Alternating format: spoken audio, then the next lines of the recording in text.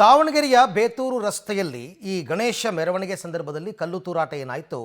ಈ ಪ್ರಕರಣಕ್ಕೆ police head constable ದೂರಿನಿಂದ ಒಂದು ಟ್ವಿಸ್ಟ್ ಸಿಕ್ಕಿದೆ. ಬಸವನಗರ ಪೊಲೀಸ್ ಠಾಣೆಯಲ್ಲಿ ದೂರು ನೀಡಿದ ಹೆಡ್ ಕಾನ್ಸ್ಟೇಬಲ್ ಗಲಭೆಯಲ್ಲಿ ಮೊದಲು ಕಲ್ಲು ತೂರಿದವರೇ ಮುಸ್ಲಿಂ ಯುವಕರು ಅಂತ ಹೇಳಿದ್ದಾರೆ.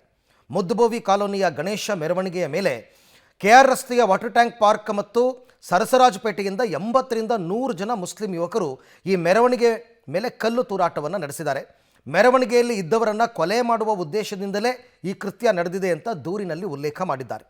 ಹಿಂದೂ ಮುಖಂಡ ಸತೀಶ್ ಪೂಜಾರಿ ಮೆರವಣಿಗೆಯಲ್ಲಿ ಭಾಗವಹಿಸಿದ್ದೇ ಕಲ್ಲು ತೂರಾಟಕ್ಕೆ ಕಾರಣ ಅಂತ ಆರೋಪ ಮಾಡ್ತಾ ಇದ್ದು, ಸತೀಶ್ ಪೂಜಾರಿ ವೆಂಕಟೇಶ್ವರ ದೇವಸ್ಥಾನದ ಮುಂಭಾಗವೇ ಪೊಲೀಸರು ಮೆರವಣಿಗೆಯಿಂದ ಅವ್ರನ್ನ ವಾಪಸ್ ಕಳಿಸಿದ್ರಂತೆ. ಆದರೆ ಮೊದಲು ಕಲ್ಲು ತೂರಾಟ ನಡೆದಿದ್ದು ಅರಳಿಮರ ಸರ್ಕಲ್ನಲ್ಲಿ. ಕಲ್ಲು ತೂರಾಟದಿಂದ ಪೊಲೀಸ್ ಸಿಬ್ಬಂದಿಗೆ ಮೊದಲ ಕಲ್ಲು ಬಿದ್ದಿದ್ದು, ಇದು ಯಾವ ಕಡೆಯಿಂದ ಬಿದ್ದಿದೆ ಅಂತ ಪೊಲೀಸರಿಗೆ ಮಾಹಿತಿ ಇದೆಯಂತೆ. ಹಾಗಾದರೆ ಈ ದೂರು ಪ್ರತಿಯಲ್ಲಿ ಏನಿದೆ ಅಂಶಗಳು, ಬಹಳ ಮುಖ್ಯವಾಗಿ ಅದನ್ನು ನಾವೀಗ ನೋಡ್ತಾ ಹೋಗೋಣ. ದೂರು ಪ್ರತಿಯಲ್ಲಿ ಏನಿದೆ? ಗಲಭೆ ವೇಳೆ ಮೊದಲು ಅನ್ಯ ಕೋಮಿನಿಂದ ಕಲ್ಲು ತೂರಾಟ. ಪೊಲೀಸ್ ಹೆಡ್ ಕಾನ್ಸ್ಟೇಬಲ್ ಕೊಟ್ಟಿರೋ ಕಂಪ್ಲೇಂಟ್ ಇದು.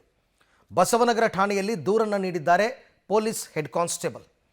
ಮೆರವಣಿಗೆ ವೇಳೆ ಏಕಾಏಕಿ ಕಲ್ಲು ತೂರಿದ್ರು ಮುಸ್ಲಿಂ ಯುವಕರು ಅಂತ ಹೇಳ್ತಾರೆ ದೂರಿನಲ್ಲಿ. ಸುಮಾರು 80ರಿಂದ 100 ಯುವಕರು ಗಣೇಶ ಮೆರವಣಿಗೆ ವೇಳೆ ದಾಳಿ ಮಾಡಿದಾರಂತೆ. ಕೆಆರ್ ರಸ್ತೆಗೆ ಮೆರವಣಿಗೆ ಹೋಗ್ತಾ ಇದ್ದ ಹಾಗೇ ಕಲ್ಲು ತೂರಾಟ ಆಗಿದೆಯಂತೆ. ಪಾರ್ಕು, ನರಸರಾಜಪೇಟೆ ಮುಖ್ಯ ರಸ್ತೆ ಕಡೆಯಿಂದ ಕಲ್ಲು ತೂರಾಟ ಆಯಿತು. ಮೆರವಣಿಗೆಯಲ್ಲಿ ಇದ್ದವರನ್ನು ಕೊಲೆ ಮಾಡುವ ಉದ್ದೇಶದಿಂದಲೇ ಕಲ್ಲು ತೂರಾಟ ಆಗಿದೆ.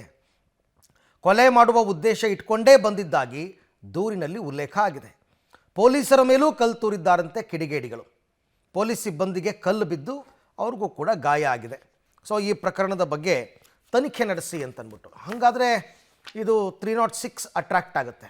ಕೊಲೆ ಉದ್ದೇಶ ದೂರಿನ ಆಧಾರದಲ್ಲಿ ಕೊಟ್ಟಿರೋದು.